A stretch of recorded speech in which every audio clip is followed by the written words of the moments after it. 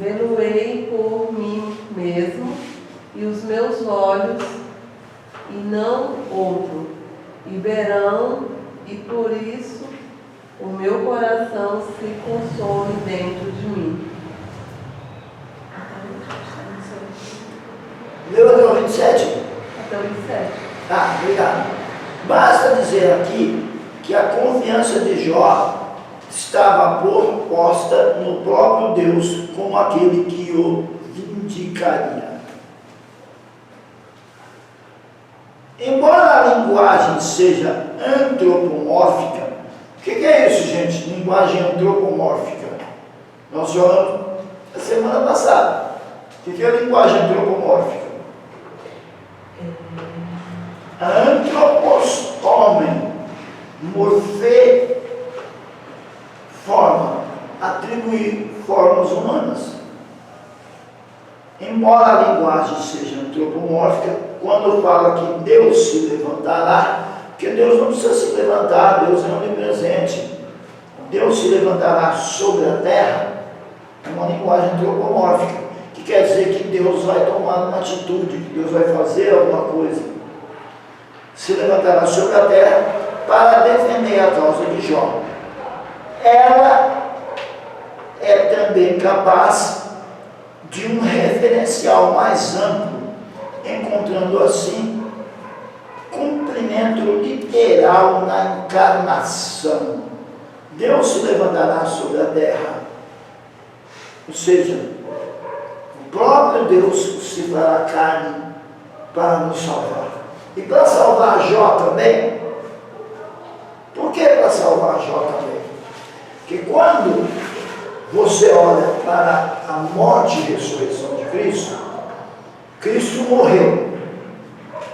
Entre a morte e a sua ressurreição, ele esteve 3 dias no seio da terra. E lá, como trata-se do Novo Testamento, vamos usar a palavra grega, lá no Hades. Como é que era o Hades? Um local só, dividido por um grande abismo no meio. De um lado ficava o seio de Abraão, e do outro lado ficava o lugar de tormento. Jesus encarnou, morreu, ressuscitou. Entre a morte e a ressurreição, ele desceu até o Hades. E o Hades, nessa época, do lado de cá era o seio de Abraão, e do lado de cá era o lugar de tormento. Jó, como morreu com a sua esperança em Deus, ele estava do lado de cá, no seio de Abraão. Jesus, então, o transportou para o paraíso, cumprindo o que Jó disse. Irmão Luiz, por favor, leia para nós. Cumprindo o que Jó disse, irmão Luiz, Jó capítulo 19, 25 ao 27.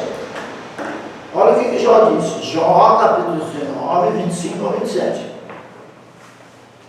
Lê para nós. Porque eu sei que o meu Redentor vive, e que por fim se levantará sobre a terra. E depois de consumir a minha pele, contudo ainda em minha carne verei a Deus. Vê-lo-ei por mim mesmo, e os meus olhos, e não outros o contemplarão. E por isso as minhas entranhas se consomem no meu interior. Ou seja, Deus virá me resgatar. E Deus transfere Jó do Hades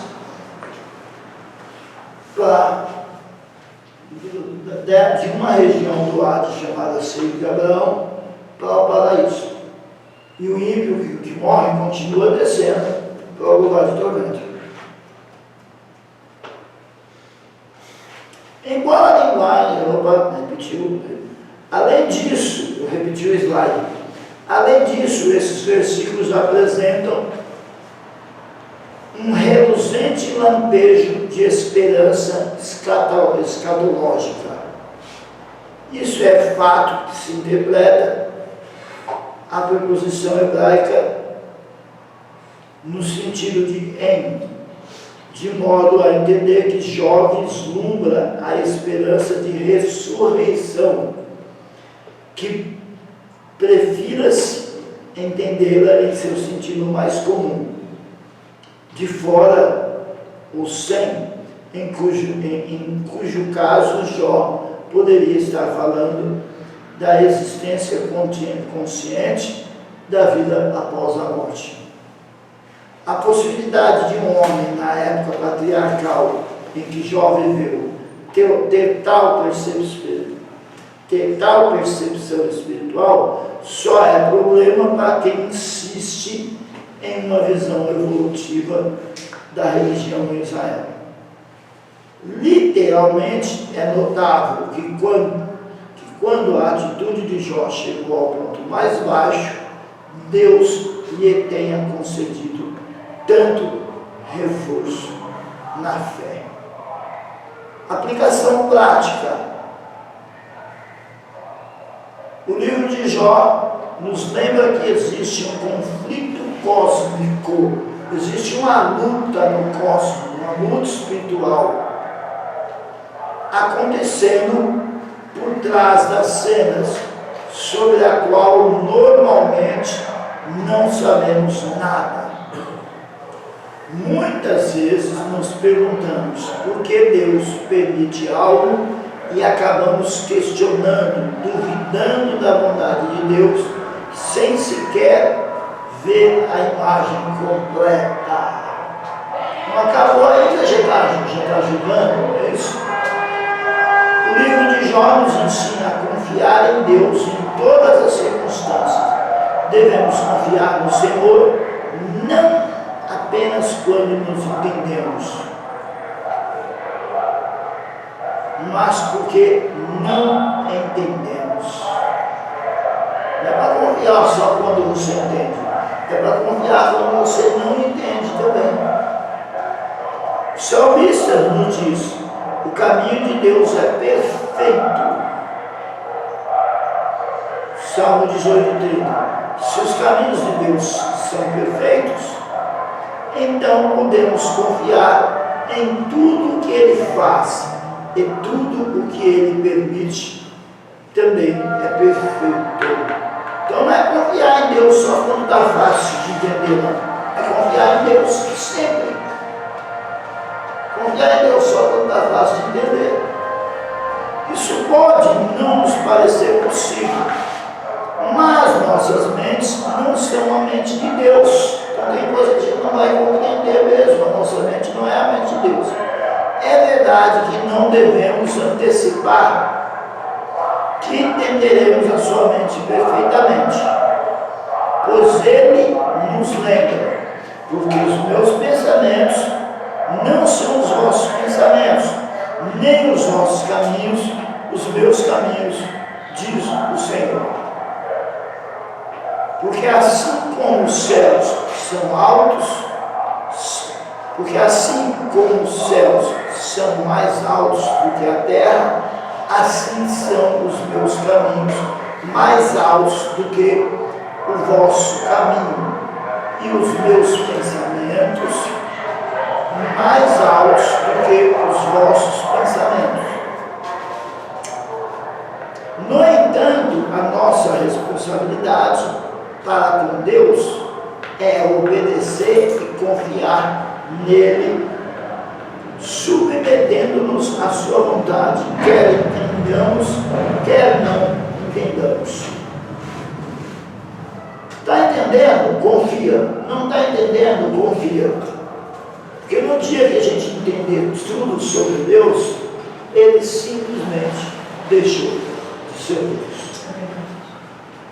Amém? Amém. O que vocês acharam do livro de Jó? Surpreendente? Os demais, o que acharam do livro de Jó? Excelente. Tremendo, né? Como eu disse, é um livro bastante difícil. Vamos pedir para o irmão Edivaldo orar para nós encerrarmos. Nós vamos orar com ele. Grandioso eterno Deus, maravilhoso Pai, Senhor da glória. Aleluia. Notória a nossa alegria, Senhor. Senhor, nesta tarde, por termos, meu Senhor, a oportunidade de aprendermos contigo, Senhor, usando o teu Filho, Senhor, pastor, aleluia, que está, Senhor, ministrando, Senhor, a tua palavra. Agora nos faça, meu Senhor, que possamos aplicar, Senhor, para melhor te servir, para melhor servir a tua igreja, Senhor. Te agradecemos em nome de Jesus, meu Pai. Que faça Jesus. Amém.